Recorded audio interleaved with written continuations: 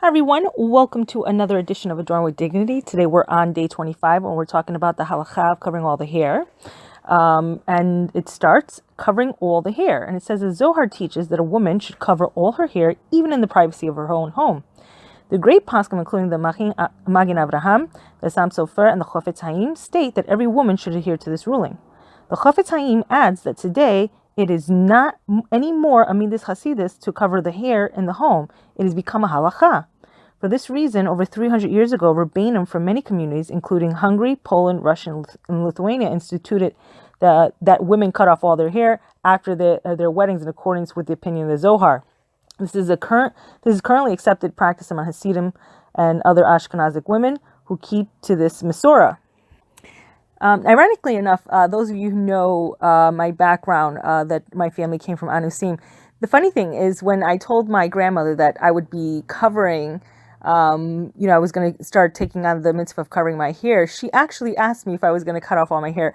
I didn't do it, and I don't do this. I don't keep to this Masorah, but I know many Ashkenazic women that do it.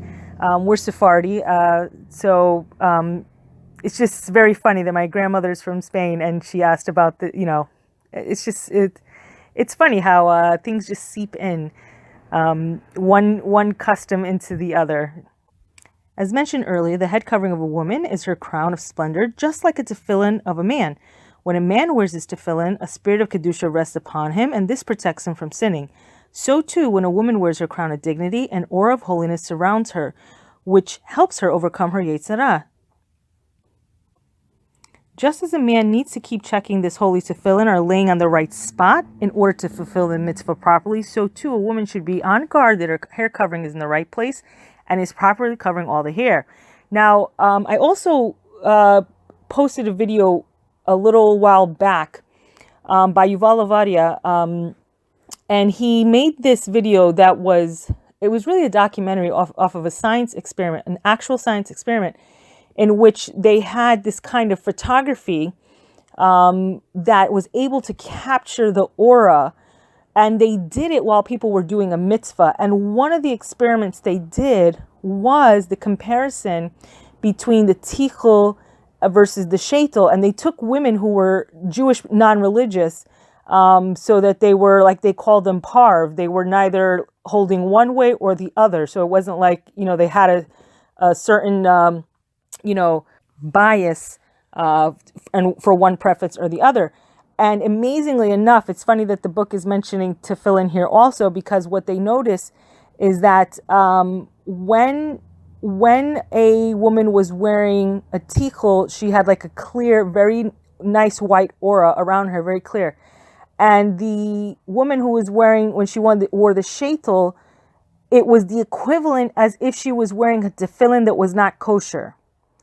So a very interesting study. Now, this chapter is talking about the placement of the tichel. So in other words, I know there's this new trend coming out with like some of the bangs showing and things like that.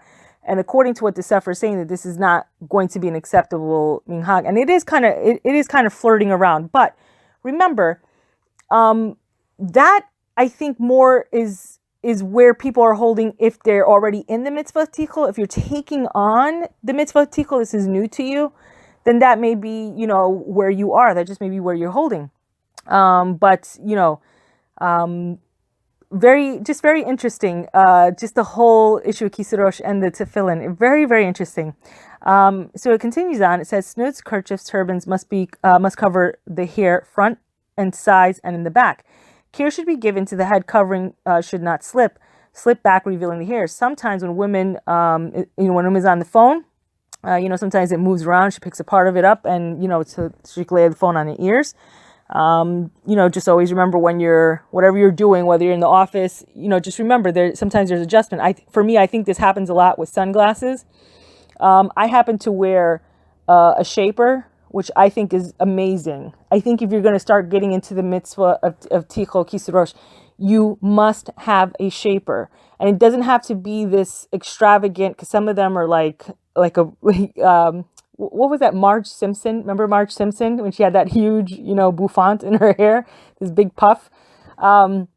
they're very, modest-sized shapers that give you the shape you need, but more importantly, they hold the whatever you're, whether, I happen to use different